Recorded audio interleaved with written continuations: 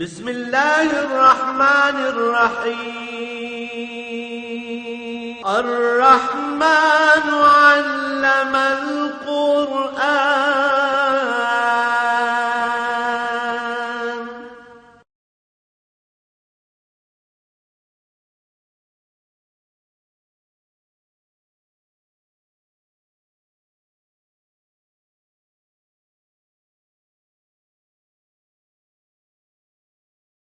الحمد للہ رب العالمین والصلاة والسلام علی حبیبہ محمد وآلہ وصحبہ اجمعین. اعوذ باللہ من الشیطان الرجیم. بسم اللہ الرحمن الرحیم.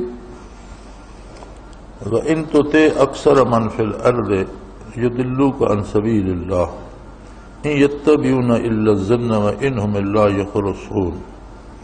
إِنَّ رَبَّكَ هُوَ أَعْلَمُ مَن يُضِلُّ عَنْ سَبِيلِهِ وَأَعْلَمُ بِالْمُهْتَدِينَ. فَكُلُوا مِمَّا ذُكِرَ اسْمُ اللَّهِ عَلَيْهِ إِن كُنتُم بِآيَاتِهِ مُؤْمِنِينَ. وَمَا لَكُمْ أَلَّا تَأْكُلُوا مِمَّا ذُكِرَ اسْمُ اللَّهِ عَلَيْهِ وَقَدْ فَصَّلَ لَكُم مَّا حَرَّمَ عَلَيْكُمْ إِلَّا مَا اضْطُرِرْتُمْ إِلَيْهِ وَإِنَّ كَثِيرًا لَّيُضِلُّونَ بِأَهْوَائِهِمْ بِغَيْرِ عِلْمٍ إِنَّ رَبَّكَ هُوَ أَعْلَمُ بِالْمُعْتَدِينَ. اللهم سبحانك لا علم لنا إلا ما علمتنا إنك أنت العليم الحكيم. مولایا صلی وسلم دائما ابدا علی حبیبک خیر الخلق کلہم. ہم تو الحمدللہ رمضان المبارک کا آخری عشرہ ہے. ہو سکتا ہے یہی جمعہ الوداع ہو. اگر 29 پہ چاند ہوتا ہے تو پھر یہ آخری جمعہ ہوگا، اور اگر اللہ کو منظور ہے 30 روزے پورے ہوتے ہیں تو پھر ایک جمعے کی سعادت اور نصیب ہو جائے گی رمضان شریف کی. ہمارا چونکہ سبق قرآن کریم کا چل رہا ہے، سب کا ہم چل رہے ہیں، لہذا ہم اپنے اسی ارادش پہ چلتے رہتے ہیں.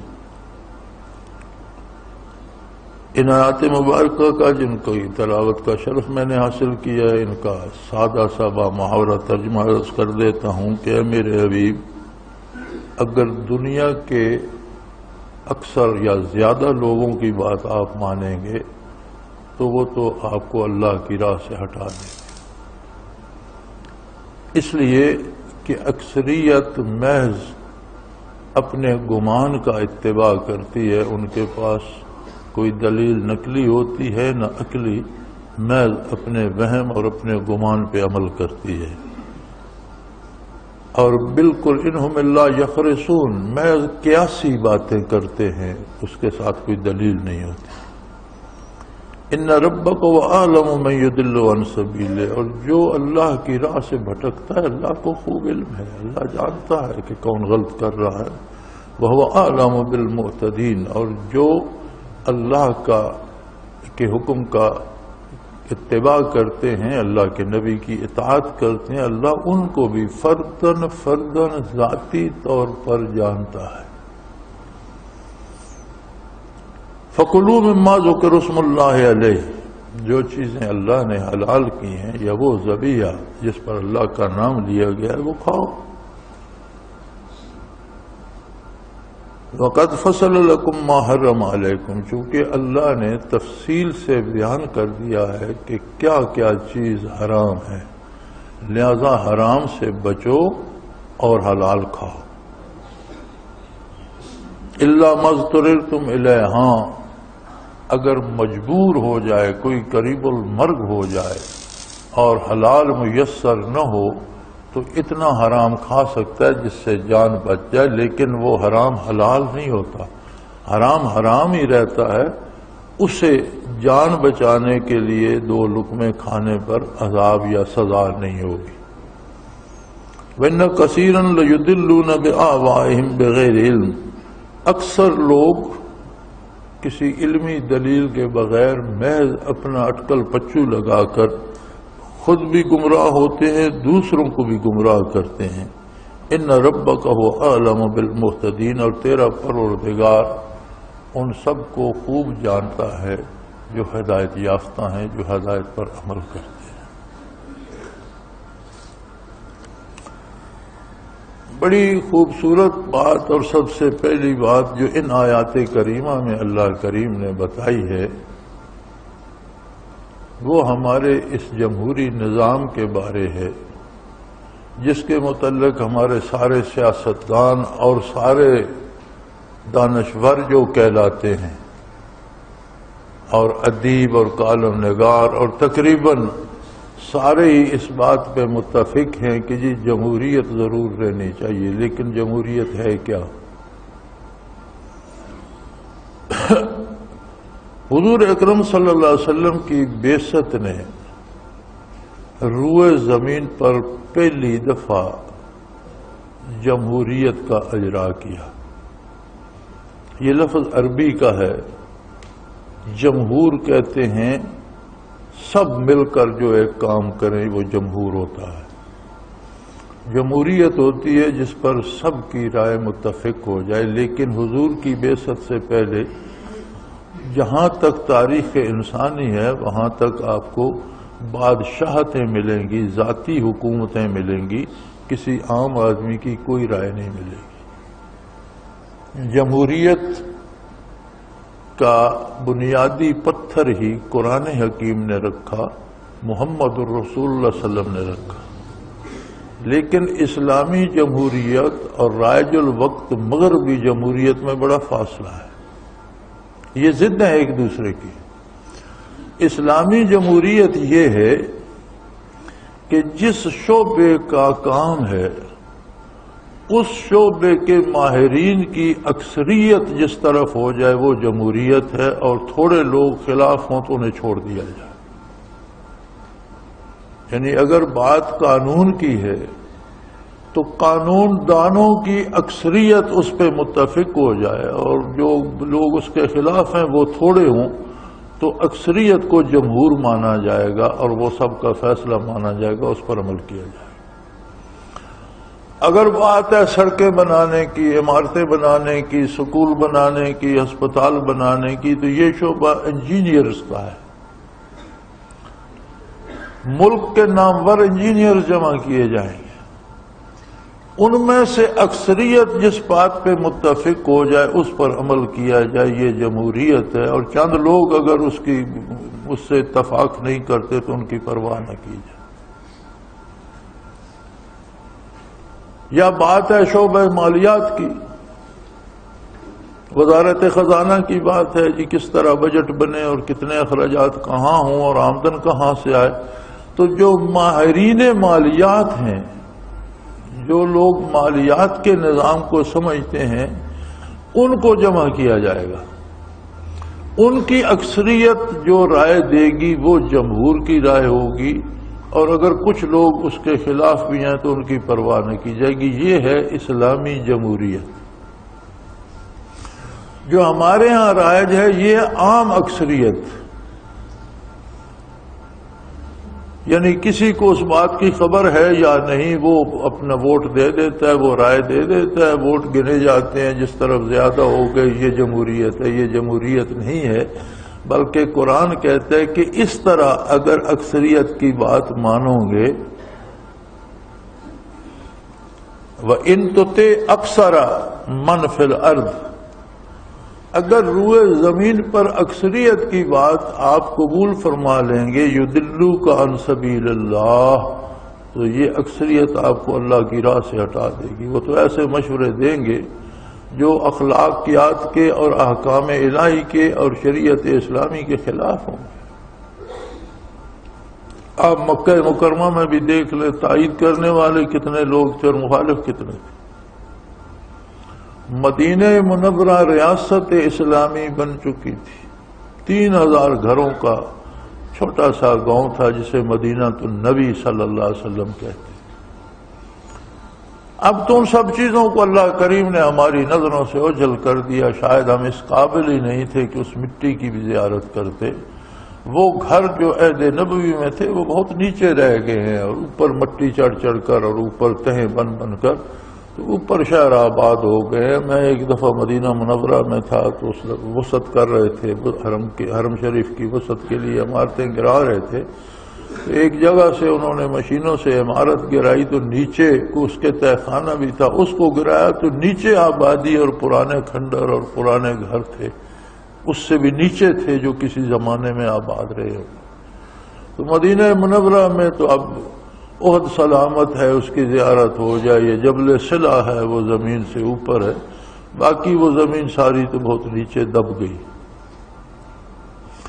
مدینہ منورہ اگرچہ اسلامی ریاست تھی، لیکن اگر مدینہ میں بھی اکثریت دیکھیں تو کچھ منافقین تھے اور باقی بڑے بڑے قلعے گردا گرد یہود کے تھے۔ اگر سب کو شہر میں شامل کریں تو اکثریت اسلام کے خلاف تھی۔ تو ارشاد ہوا، اللہ کریم نے فرمایا کہ اے میرے حبیب، اگر آپ عوام کی اور کثرت کی بات مانیں گے، اکثریت کی بات مانیں گے، یضلوک عن سبیل اللہ، تو یہ آپ کو اللہ کی راہ سے بھٹکا دیں گے۔ ان کے مشورے تو غلط ہوں گے، احکام الہی کے خلاف ہوں گے۔ کیوں؟ اس لیے ان یتبعون الا الظن وانہم الا یخرصون، اکثریت اپنے وہم کا اتباع کرتی ہے، جو ان کے خیال میں آ گیا کہتے ہیں یہ صحیح ہے، اور اٹکل پچو سے کام لیتے ہیں۔ ہر ایک کے ذاتی مفادات ہوتے ہیں، اندازے لگاتے ہیں کہ اس کو ہم ووٹ دیں گے تو یہ مجھے یہ دے دے گا، میں فلاں بندے کے کہنے پر ووٹ دوں گا تو اس سے مجھے یہ فائدہ، اور یہ کیا ہوتا ہے، یہ محض اٹکل پچو ہوتا ہے، وہ چیزیں انہیں ملتی شلتی نہیں ہے، اس میں سچ کوئی نہیں ہوتا، ان کا اپنا گمان ہوتا ہے۔ تو اکثریت جو رائے دیتی ہے وہ اپنے ذاتی مفادات کو مد نظر رکھ کر دیتی، لہذا اس سے کبھی نیکی جنم نہیں لیتی۔ اب قرآن کا تو یہ ارشاد ہے، لیکن کیا کیا جائے ہمارے دانشوروں کا۔ ہمارے جنرل صاحب ہیں، جنرل قیوم چکوال کے ہیں، بہت اچھے، بہت نیک آدمی ہیں اور دیانتدار افسر ہیں۔ یہ سٹیل مل کے مینیجر بنائے گئے، آرمی سے سٹیل مل پہ لگائے گئے، تو یہ واحد افسر ہے جس نے سٹیل مل کو منافع میں لے کر گئے، اور پھر جب وہ بیچنا چاہی جنرل مشرف اور شوکت عزیز نے، تو عدالت میں وہ کیس چلا گیا، کسی نے سپریم کورٹ میں کر دیا، تو انہوں نے حکومت کے خلاف بیان دیا کہ یہ بہت سستی بیچ رہے، اس پر انہیں نکال دیا گیا۔ لیکن اس طرح کے نیک آدمی کا بیان بھی آج میں نے اخبار میں پڑھا ہے کہ کسی ہندوستانی نیلسن منڈیلا کی ضرورت ہے، یعنی ان کو مثال بھی ملتی ہے۔ تو کافروں میں یہ کیوں نہیں کہا کہ پھر سے عمر فاروق کی ضرورت ہے، کسی خالد بن ولید کی ضرورت ہے، کسی ابو بکر صدیق کی ضرورت ہے؟ یہ کیوں ان کے منہ سے نہیں نکلتا؟ یعنی یہ تو ایک شریف اور نیک آدمی ہے، کیا یہ نہیں کہا جا سکتا تھا کہ آج پھر ہمیں ابو بکر صدیق کی ضرورت ہے، آج ہمیں علی المرتضیٰ کی ضرورت ہے، آج ہمیں فاروق اعظم کی ضرورت ہے؟ کیوں؟ یا 14 صدیوں کی تاریخ عظیم جرنیلوں سے اور عادل حکمرانوں سے بھری پڑی ہے، کسی کی مثال نہیں دے سکتے تھے؟ انہیں مثال کے لیے بھی کافر ہی ملتے ہیں، اس لیے کہ کافر کافرانہ نظام لے کے آتے ہیں اور مسلمان اسلامی اور یہ اسلامی نظام سے ڈرے ہوئے لوگ ہیں۔ کیوں ڈرتے ہیں؟ اسلام تو امن کا دین ہے، اسلام تو ہر فرد کو، ہر نفس کو تحفظ دیتا ہے، حفاظت کرتا ہے، ہر ایک کی جان مال آبرو کی حفاظت کرتا ہے، ہر ایک کے حقوق کی حفاظت کرتا ہے۔ یہ ڈرتے کیوں ہیں؟ یہ ڈرتے اس لیے ہیں کہ ان سب نے کروڑوں لوگوں کا حق چھینا ہوا ہوتا ہے، یہ خود عیش کرتے ہیں اور ان کے زیر سایہ رہنے والے افلاس میں مرتے رہتے ہیں، ان کے بچے ولایت جا کر پڑھتے ہیں اور ان کے گاؤں میں پرائمری اور مڈل سکول تک نہیں ہوتا، اگر ہوتا ہے تو کبھی اس میں استاد نہیں ہوتا، استاد ہوتا ہے تو میز کرسی نہیں ہوتا، کبھی عمارت گر جاتی ہے، کبھی کچھ، اسی گاؤں میں یہ لوگ رہتے ہیں اور اس گاؤں میں ان کا گھر ہوتا ہے، رہتے کبھی اسلام آباد ہے، کبھی لاہور، کبھی گھر بار بنا، ان سب کے بچے امریکہ اور انگلینڈ سے پڑھ کر آتے ہیں، اور غریب یہی ہے۔ اب اسلام آ جائے تو وہ کہے گا یا سب کو ولایت پڑھاؤ یا سب کو یہاں پڑھاؤ۔ اسلام سے یہ اس لیے ڈرتے ہیں کہ اربوں کے مالک ہیں یہ، وہ کہے گا 2.5% غریبوں کو دو، یہ فرض ہے اور ہر سال دو، تو تمہارا میرا 2.5%، 50 نکل گیا، 100 نکل گیا، 50,000 نکل گیا، ان کا 50 کروڑ نکلے گا، یہ کیوں دیں؟ اسلام سے اس لیے نہیں ڈرتے کہ انہیں اسلام کوئی تکلیف دے گا، یہ اس لیے ڈرتے ہیں کہ جن لوگوں کے حقوق چھین کر بیٹھے ہیں ان لوگوں کو حقوق دیں گے۔ اسلام ہوگا تو جب لوڈ شیڈنگ ہوگی تو بتی وزیر اعظم کی بھی بجھ جائے گی اور صدارتی ہاؤس میں بھی، صدارتی محل میں بھی بجھ جائے گی۔ انہیں عمر بن عبدالعزیز کی مثال نہیں آئی رحمت اللہ تعالی علیہ کہ رات کو کام کر رہے تھے، کوئی شخص ملاقات کے لیے آ گیا، آپ نے قلم رکھا، پہلے بتی بجھائی، پھر اس کی خیریت معلوم کی اور کہا کہو کیوں آئے ہو اتنی رات کو؟ اس نے کہا حضرت وہ تو میں کہتا ہوں، تو آپ نے بتی بجھا دی، اندھیرا کر دیا۔ فرمایا یہ بتی بیت المال کی ہے اور میں سرکاری کام کر رہا تھا، تم نے بات ذاتی کرنی ہے، یہ تیرا میرا ذاتی معاملہ ہے، تو اس میں بیت المال کی بتی کیوں جلے گی بھائی؟ اب یہ بات انہیں تکلیف دیتی ہے۔ اسلام جب کہتا ہے نا کہ تمہارے لیے اگر 10 کروڑ کی بلٹ پروف گاڑی آ سکتی ہے تو غریبوں کو گلیوں میں گولیوں سے چھلنی ہونے کے لیے کیوں چھوڑ دیا ہے؟ ان کو بھی وہی حفاظت دو جو تمہاری ہے۔ تمہاری حفاظت کے لیے بے شمار پولیس اور فوج لگی ہوئی ہے، تو یہ جن کو روز کراچی میں گولیاں مار رہے ہو، جن کو لاہور میں بموں سے اڑا رہے ہو، جن کو افغانستان میں، جن کو قبائلی علاقوں میں روزانہ بمباری کر رہے ہو، یہ انہوں نے کیا کیا؟ ان کو کیوں مار رہے ہو؟ تو یہ تو ان کے لیے مصیبت بن جائے گی۔ یہ اس لیے اسلام سے ڈرتے ہیں کہ یہ اپنی عیش و عشرت نہیں چھوڑنا چاہتے، اور یہ غریبوں کے خون پہ پلتے ہیں، ہر ایک کے حقوق غصب کر کے خود عیاشی کرتے ہیں، اربوں میں کھیلتے ہیں اور یہاں سے لوٹ کر دولت بار ملکوں میں رکھ کر موج کرتے ہیں۔ اسلام سے اس لیے نہیں ڈرتے کہ اسلام تو کہتا ہے پھر سب کو تحفظ ملے گا، سارے لوگ خوشحال ہوں گے، سارے لوگوں کے بچوں کو تعلیم دی جائے گی، سارے لوگوں کے بیماروں کا علاج کیا جائے گا، سارے لوگوں کو روزگار کے مواقع دیے جائیں گے۔ بلکہ اسلام تو زندہ رہنے کے حقوق غیر مسلم کو بھی دیتا ہے۔ کوئی عیسائی، کوئی ہندو، کوئی سکھ، کوئی یہودی، کوئی غیر مسلم، اہل کتاب یا غیر اہل کتاب، عیسائی جو ملک میں رہتے ہیں، ان سب کو روزگار مہیا کرنا، ان سب کو جان مال آبرو کی حفاظت مہیا کرنا، ان کے بچوں کو تعلیم پوری مہیا کرنا، ان کے بیماروں کا ویسے ہی علاج کرنا جیسے مسلمانوں کا ہوتا ہے۔ اسلام تو یہ حکم دے گا۔ تو یہ پھر اسلام کی مثال اور مسلمانوں کی مثال کیسے دیں؟ یہ انہیں پھر نیلسن منڈیلا عظیم آدمی نظر آتا ہے جو نان مسلم ہے۔ ٹھیک ہے، اس نے اپنے ملک کے لیے کوشش کی، قید کاٹی، اس نے ملک کی صدارت بھی کی، لیکن کیا وہ اسلامی عدل لایا؟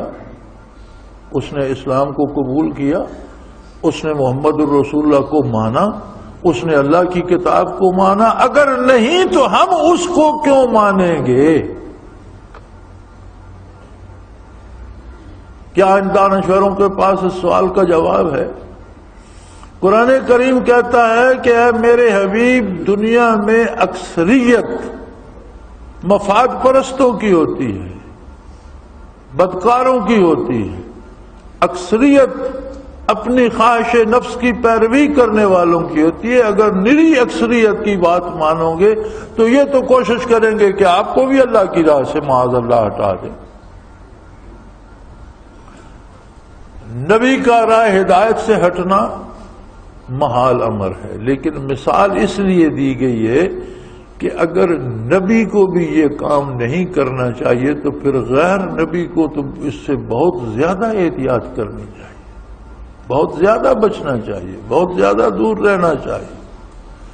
لیکن ہمارے ہاں روز یہی ہوتا ہے، وہ جی یہی جمہوریت چلتی رہے تو اس میں سے کچھ اچھا نکل آئے گا۔ مجھے ایک بات کی آج تک سمجھ نہیں آتی کہ آپ ایک مشین لگاتے ہیں چارہ کترنے کے لیے، اب نئی جو آ گئی ہیں ان کے ساتھ بجلی کی موٹر بھی لگ جاتی ہے، بٹن آن کیا مشین چل پڑی، اس میں سوکھے ٹانڈے ڈالو وہ کاٹ ڈالتی ہے، اس میں گھاس ڈالو وہ کاٹ ڈالتی ہے، اس میں سب چارہ ڈالو وہ کاٹ ڈال، جو چیز ڈالو وہ آگے چورا بنا کے نکالتی جاتی ہے۔ وہ تو مشین ہے کترا بنانے کی، اس میں جو ڈالو گے کتر کر باہر نکال دے گی۔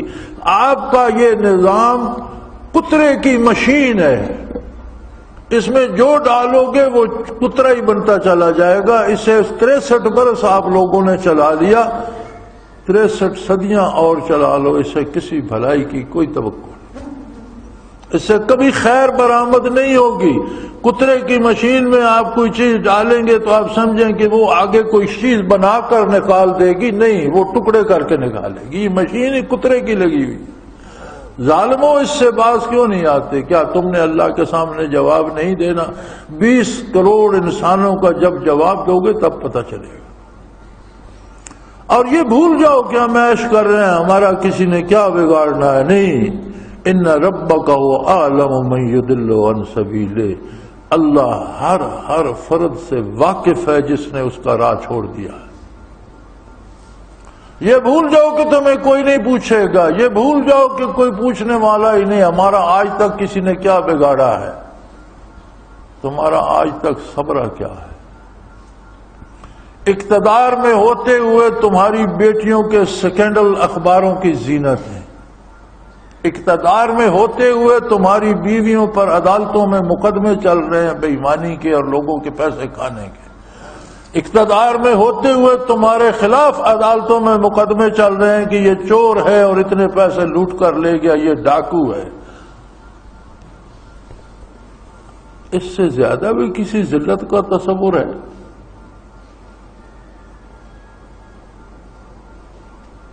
کیا اس سے زیادہ بھی کوئی ذلت ہے کہ ایک بندہ ملک کا وزیر اعظم ہو، ایک بندہ ملک کا صدر ہو، ایک ملک کا وزیر ہو، کابینہ کا وفاقی، اور پولیس ڈھونڈتی پھرتی ہو کہ سالہ چور کا بچہ کدھر گیا؟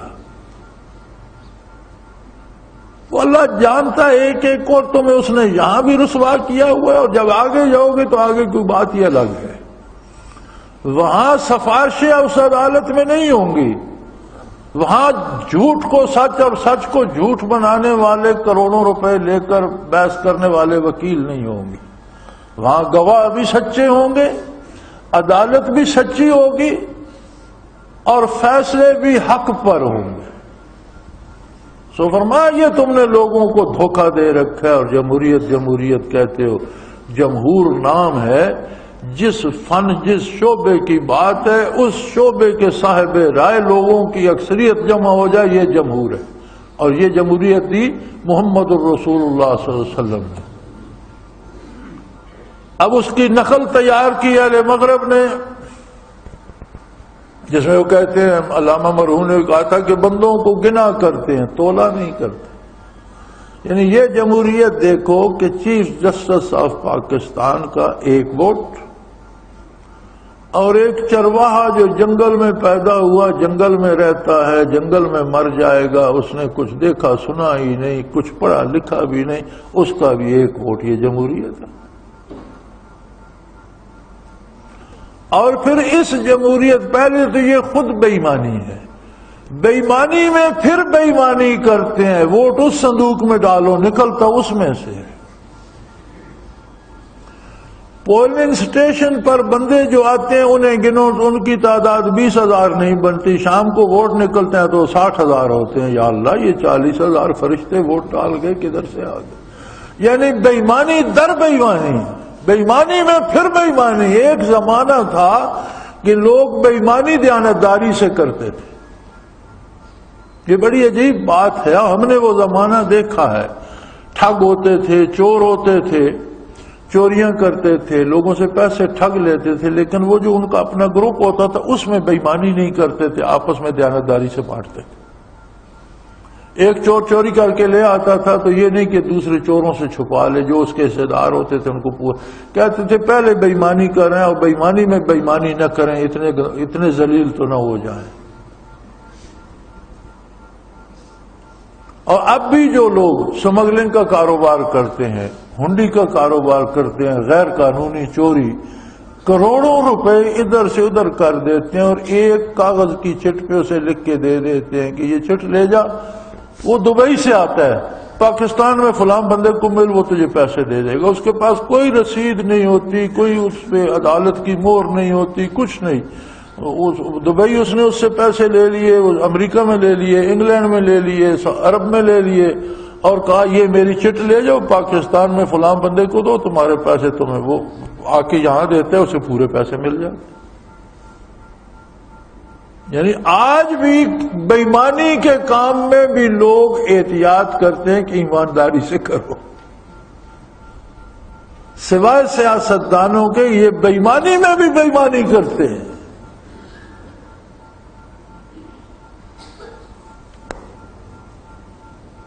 تو اللہ کریم کا ارشاد ہے کہ ان تطع من فی الارض یضلوک عن سبیل اللہ، ان تطع اکثر من فی الارض، ان تطع اکثر من فی الارض، اگر زمین پر رہنے والے عوام کی اکثریت کی بات مانی گئی تو وہ گمراہ کر دیں گے۔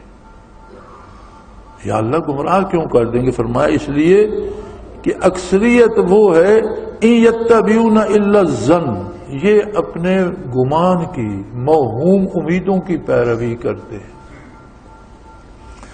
وَإِنْهُمْ إِلَّا يَخْرُصُونَ، اور یہ اٹکل پچو لگاتے رہتے ہیں۔ ان کا ووٹ یہ ہوتا ہے کہ فلاں کو ووٹ دو نہ، جب میں تھانے پکڑا جاؤں گا وہ میری مدد کرے گا، اور یہ ایسے لوگ سوچتے ہیں جن کی کئی پشتوں سے کوئی تھانے گئے ہی نہیں، تو کیوں پکڑا جائے گا؟ کوئی شریف آدمی ہو، میں نے یہ تجربہ کیا ہے، تو کہتے ہیں اسے ووٹ دینے کا کیا فائدہ، یہ تو اگر ہم نے چوری کی، ڈاکہ کیا، پکڑے گئے تو یہ سفارش بھی نہیں کرے گا۔ اب جو چور کی سفارش کرے گا وہ تو خود بھی چور ہوگا۔ تو چوروں کو ووٹ دیتے ہیں موہم امیدوں پر، اور جب پکڑے جاتے ہیں وہ ان کے کام بھی نہیں آتے۔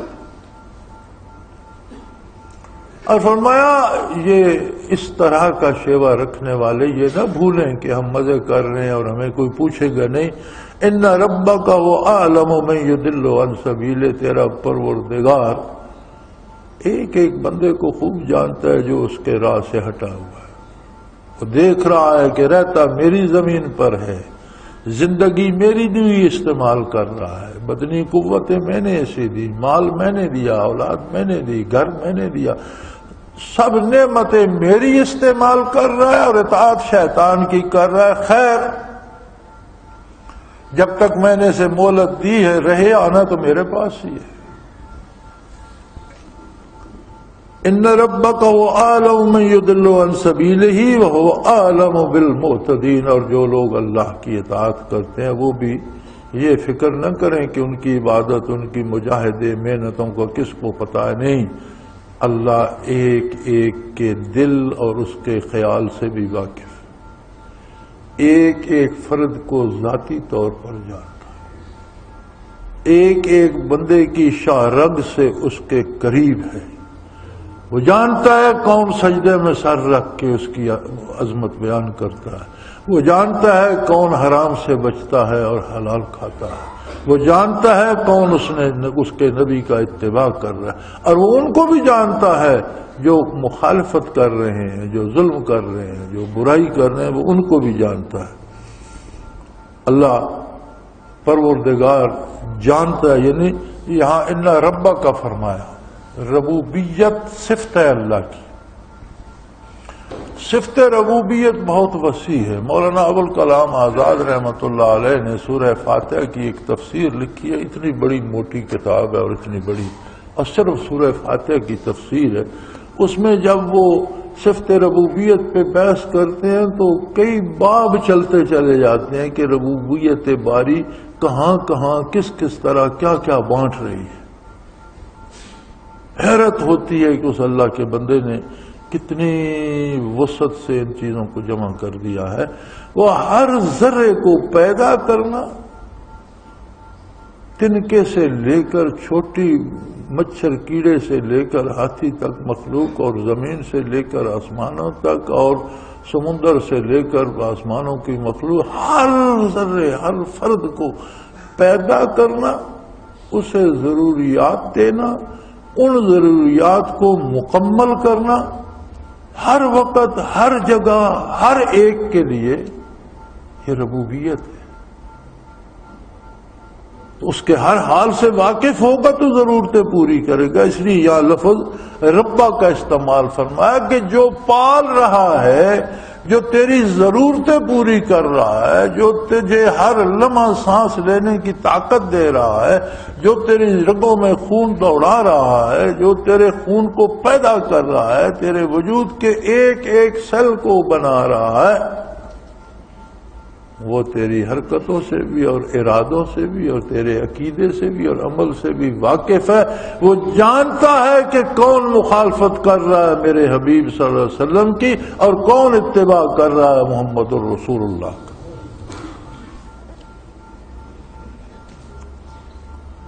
دوسری بات یہ ارشاد فرمائی کہ یہ نیکی نہیں ہے کہ آپ کے پاس جائز اور حلال وسائل ہوں.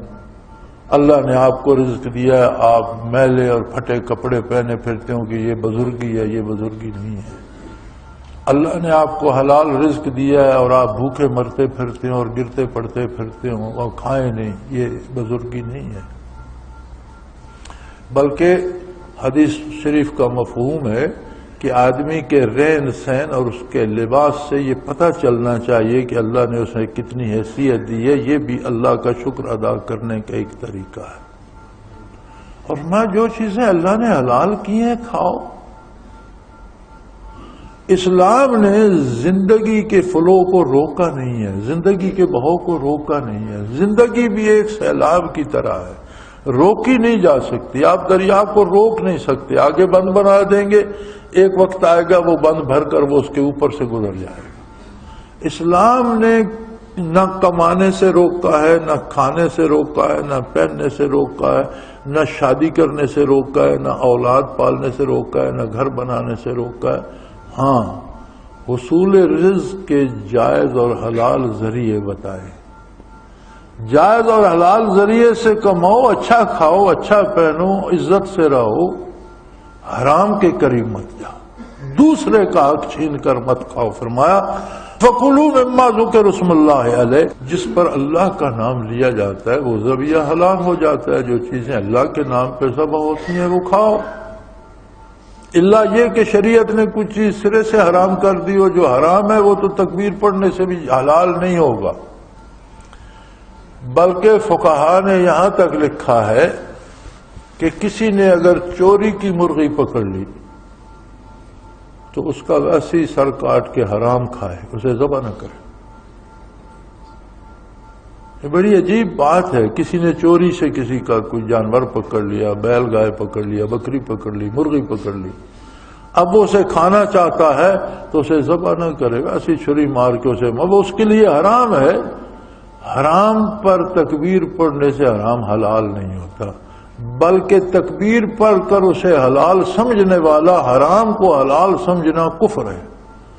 تو ویسے ہی سر کاٹ کے کھا جائے گا تو حرام کھائے گا، لیکن تکبیر پڑھے گا اور یہ گمان کرے گا کہ یہ حلال ہو گئی تو کافر ہو جائے گا.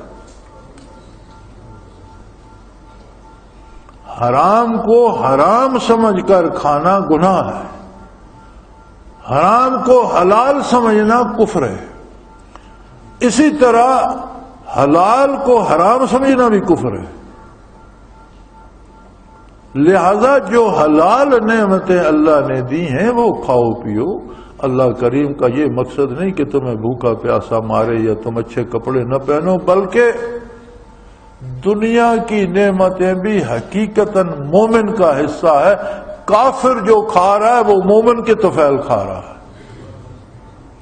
جس دن کوئی مومن زمین پر نہیں رہے گا، قیامت آ جائے گی، کافر کو اللہ ایک لمحہ مہلت نہیں دے گا۔ حضور اکرم صلی اللہ علیہ وسلم سے پوچھا گیا یا رسول اللہ قیامت کب آئے گی؟ فرمایا حتی لا یقال اللہ اللہ، جس دن کوئی ایک بھی زمین پر اللہ اللہ کرنے والا نہ رہا، قیامت آ جائے گی۔ مولانا احمد علی لاہوری فرمایا کرتے تھے تقریر میں کہ اے لاہوریوں، عالی شان کوٹھیوں اور محلوں میں رہنے والوں، تمہاری یہ کوٹھیاں ان کے دم سے آباد ہیں جو راتوں کو جھوپڑیوں میں بیٹھ کر ذکر الہی کرتے ہیں۔ تمہاری یہ رونقیں، تمہارے یہ عیش و آرام ان کی وجہ سے محفوظ ہے۔ اگر ذاکرین نہ ہوں تو اللہ تمہیں تباہ کر دے، غرق کر دے، اور تم باقی نہ رہو۔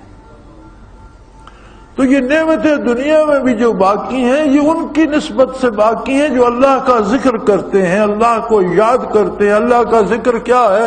کام کرتے وقت سوچے کہ اس کی اللہ نے اجازت دی ہے، محمد رسول اللہ نے اس کا کیا طریقہ بتایا، یہ عملی ذکر ہے۔ تسبیحات پڑھے، تلاوت کرے، یہ لسانی ذکر ہے۔ دل میں اللہ کو بسا لے اور ہر آن ہر سانس میں اللہ ہو نکلے، یہ قلبی ذکر ہے۔ بہرحال ہر ذکر جو ہے وہ دنیا کی بقا کا سبب ہے۔ جب کوئی ذکر کرنے والا نہیں ہوگا، ہر چیز تباہ ہو جائے گی، آسمان پھٹ جائیں گے اور زمین کے پہاڑ روئی کی طرح اڑیں گے اور سمندر خشک ہو جائیں گے۔ فَكُلُوا مِمَّا ذُكِرَ اسْمُ اللَّهِ عَلَيْهِ إِن كُنتُم بِآيَاتِهِ مُؤْمِنِينَ۔ فرمایا خدا کہ اللہ کریم کے ساتھ مکر وغیرہ نہیں چلتے۔ میں نے ایسے لوگوں کو بھی دیکھا ہے اپنی پارسائی کا شور کرنے کے لیے نئے کپڑے پہن کر ان پر ٹاکیاں لگا لیتے تھے، دھلائے نہیں، میلے کر کے پہن لیے، ایک بستہ سا باندھ کر کندھے پہ رکھ لیا، ساتھ ایک لوٹا بھی لے لیا، لوگ سمجھیں یہ بڑا نیک ہے۔ بھائی لوگوں کے لیے نیکی کرتے ہو یا اس رب العالمین کے لیے جو ہر لمحہ تمہارے ساتھ؟ اچھا کھاؤ، اچھا پہنو، لیکن حلال، حرام کے قریب مت جاؤ۔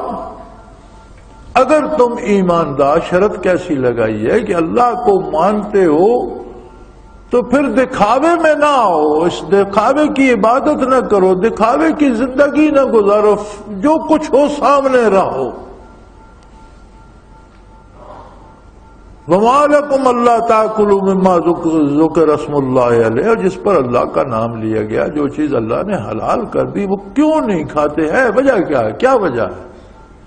جب ایک چیز، ایک بڑا عجیب، میں عرض کرتا چلوں، ہمارے ہاں یہ بڑی مصیبت ہے۔ ایک آدمی بیمار ہے، اسے شوگر ہے یا کوئی اور مرض ہے، کینسر ہو گیا، کمزور ہے، دل کی تکلیف ہو گئی، وہ کمزور ہے۔ میرے کئی عزیز ہیں، انہیں اگلے دن دل کی تکلیف ہو گئی، آئی سی یو میں رہے، اسپتال سے آئے، میں نے روزہ رکھنا ہے، انہوں نے مجھ سے پوچھا، میں نے کہا مت رکھنا ہے۔ اللہ نے جو رخصتیں دی ہیں اس پر عمل کرنا بھی اتنا ہی ضروری ہے جتنا عزیمت پر عمل کرنا ضروری ہے، کیونکہ وہ بھی اللہ کا حکم ہے۔ ایک بیمار ہے، اس کے مرنے کا خطرہ ہے، اللہ نے صحت دی تو روزہ قضا کر لے گا، اور اگر صحت نہ ہوئی تو کفارہ دے دے گا۔ تو جو چیزیں اللہ، اچھا بیمار ہیں، اٹھ نہیں سکتے، پانی سے وضو کرتے ہیں تو ہاتھ پھٹ جاتے ہیں، منہ دھوتے ہیں تو منہ خراب ہو جاتا ہے، لیکن کہیں گے نہیں جی مجھے دو بندے پکڑ کر اٹھاؤ، ایک بندہ لوٹا پکڑو، ایک پر ہاتھ پر مجھے وضو کرو۔ بھائی اللہ نے اجازت دی ہے، اگر بیمار ہو، پانی نقصان دیتا ہے تو تیمم کرو۔ تو جب اللہ نے رخصت دی ہے، حضور اکرم صلی اللہ علیہ وسلم نے فرمایا کہ وضو کرنے سے جلد پاک ہوتی ہے، تیمم کرنے سے ہڈیاں اور ہڈیوں کے اندر گودا بھی پاک ہو جاتا ہے۔ تو یہ اصول یاد رکھو کہ اللہ کی رخصتوں پر جہاں اللہ نے اجازت دی ہے اس پر عمل کرنا بھی اتنا ہی ضروری ہے جتنا عزیمت پر۔ اگر تم صحت مند ہو تو اس طرح سے جو کام تمہارے ذمہ ہے وہ کرو، اگر بیمار ہو نہیں کر سکتے تو تم اس کے مکلف ہی نہیں ہو۔ وضو تکلیف دیتا ہے تو تیمم کر لو، ضروری ہے کہ وہ ایک دفعہ وضو کر کے 3 ہفتے پڑا رہنا ہے، بیمار ہو کر پھر وضو بھی گئے، نمازیں بھی گئیں، کیا فائدہ ہوا؟ تو فرمایا وَمَا لَكُمْ أَلَّا تَأْكُلُوا مِمَّا ذُكِرَ اسْمُ اللَّهِ عَلَيْهِ، جو کام کرنے کی اجازت اللہ نے دی ہے وہ کیوں نہیں کرتے ہو؟ جو چیزیں اللہ نے حلال کی ہیں وہ کیوں نہیں کھاتے ہو؟ وقد فصل لکم ما حرم علیکم، اور جو چیز تم نے نہیں کرنی، جو چیز تم نے نہیں کھانی، اللہ کے رسول نے، اللہ کی کتاب نے تفصیل سے بیان کر دی۔ سب سے بڑی پارسائی یہ ہے کہ جن چیزوں سے محمد الرسول اللہ صلی اللہ علیہ وسلم نے روکا ہے ہم ان سے رک جائیں، اس سے بڑا کسی نیکی کا کوئی تصور نہیں۔ سب سے بڑی نیکی یہ ہے۔ وَإِنَّ كَثِيرًا لَيُضِلُّونَ بِآبَائِهِمْ بِغَيْرِ علم، لیکن لوگوں کی اکثریت خود بھی گمراہ ہوتی ہے، دوسروں کو گمراہ کرتی ہے، بغیر علم کے، بغیر دلیل کے، بغیر کسی جانے بوجھے اپنے ذہن میں جو آ گئی وہ ٹھوس۔ ان ربک هو اعلم بالمعتدین، یہ دوبارہ ارشاد فرمایا کہ میں اپنے ہدایت یافتہ بندوں کو بہت جانتا۔ ارے کیا بات ہے، ایک بندے کو گھر میں کوئی نہیں پوچھتا، ساری عمر بندہ لگتا ہے نا، بھوک پیاس کاٹ کر تھوڑے تھوڑے پیسے بچا کر پھر مزدوری کر کے مکان بناتا ہے، پھر اسے لیپ ٹاپ ہوتا ہے، پھر اولاد ہوتی ہے، پھر بچے جوان ہوتے ہیں، پھر بابا بوڑھا ہوئے تو وہ بہویں آ جاتی ہیں، پھر وہی بچے بہو کہتے ہیں یہ کمرہ خراب کر دیتا ہے بابا، اسے باہر بھگاؤ، ایسے کہو ادھر چھپر میں پڑا رہے، نہیں تو مسجد چلا جائے۔ جس نے ساری عمر پتھر ڈھوئے، مٹی ڈھوئی، ایک ایک پتھر جوڑ کے گھر بنایا، اس کو گھر میں گھسنے کو نہیں دیتا، اور یہ ہمارے سامنے روزانہ ہوتا ہے۔ اب اسے گھر والے نہیں جانتے، محلے والے نہیں جانتے، لیکن اگر وہ محمد الرسول اللہ کی غلامی کرتا ہے تو اللہ فرماتا ہے میں اسے جانتا ہوں، اسے کسی کی ضرورت نہیں ہے، میں اسے جانتا ہوں، وہ میرا بندہ ہے، وہ میرا دوست ہے۔ اللہ ولی الذین آمنوا، اللہ ایمان والوں کا دوست ہے۔ گھر والے نہیں پوچھتے، نہ پوچھیں، لیکن میں اسے رسوا نہیں ہونے دوں گا، میں اس کے اور اسباب پیدا کر دوں گا، میں اسے جانتا ہوں۔ اس سے بڑی بھی کوئی بات ہے کہ کسی بندے کے حق میں حق تعالیٰ فرمائے میں اسے جانتا ہوں، یہ میرا بندہ، اس سے بڑا کوئی مقام ہے؟ تو فرمایا جو میرے نبی کا اتباع کرتے ہیں میں انہیں جانتا ہوں۔ سبحان اللہ وبحمدہ، سبحان اللہ العظیم۔ اللہ کریم ہمیں توفیق عطا کرے کہ ہم حضور کی غلامی کا حق ادا کر سکیں۔ آخر دعوانا ان الحمدللہ رب العالمین۔ اللہ اللہ اللہ اللہ اللہ اللہ اللہ اللہ۔ حضرت امیر محمد اکرم آوان مد ذلہ العالی دارالعرفان منارہ ضلع چکوال میں سالہ سال سے قرآن و حدیث کے اوپر خطابات کر رہے ہیں اور سلسلہ نقشبندیہ اویسیہ کے مطابق لوگوں کو ذکر الہی کی تربیت دے رہے ہیں۔ وہ قرآن پاک کی تفسیر ترتیب وار بیان کر رہے ہیں۔ تفسیر قرآن کو وہ موجودہ ملکی اور بین الاقوامی حالات کے مطابق بیان کرتے ہیں۔ موٹر وے سے کلر کہار کے انٹرچینج سے نکلتے ہوئے کلر کہار کی جھیل سے ہوتے ہوئے میانی، بوچھال اور نور پور سے گزرتے ہوئے دارالعرفان منارہ پہنچ سکتے ہیں۔ حضرت امیر محمد اکرم آوان نے بچیوں اور بچوں کی دینی اور دنیاوی تعلیم کے لیے سقارہ اکیڈمی کے نام سے ایک درسگاہ بھی قائم کی ہے، جس کا افتتاح ملک پاکستان کے صدر جنرل محمد ضیاء الحق نے اپنے دست مبارک سے کیا تھا۔ وہ تمام احباب جو اسلام کی طلب رکھتے ہیں ان سے گزارش ہے کہ دارالعرفان منارہ ضلع چکوال میں امیر محمد اکرم آوان صاحب کے خطابات سے مستفید ہوں۔ وہ ہر جمعے کو نماز سے پہلے بیان فرماتے ہیں۔ ہر ماہ کی پہلی اتوار کو ماہانہ اجتماع ہوتا ہے جس میں آپ خصوصی خطاب فرماتے ہیں اور پاکستان کے چاروں صوبوں سے احباب اس اجتماع میں شرکت کرتے ہیں۔ اس کے علاوہ یہاں سال میں 2 مرکزی اجتماعات بھی ہوتے ہیں، ایک رمضان المبارک میں اعتکاف کا اجتماع اور دوسرا جولائی اور اگست میں 40 دن کا اجتماع ہوتا ہے جس میں روحانی تربیت کی جاتی ہے۔ اپنا خون سیماب دے کر اتنا ہم کر جائیں گے، نام آقا کا چمن میں پھر رقم کر جائیں گے۔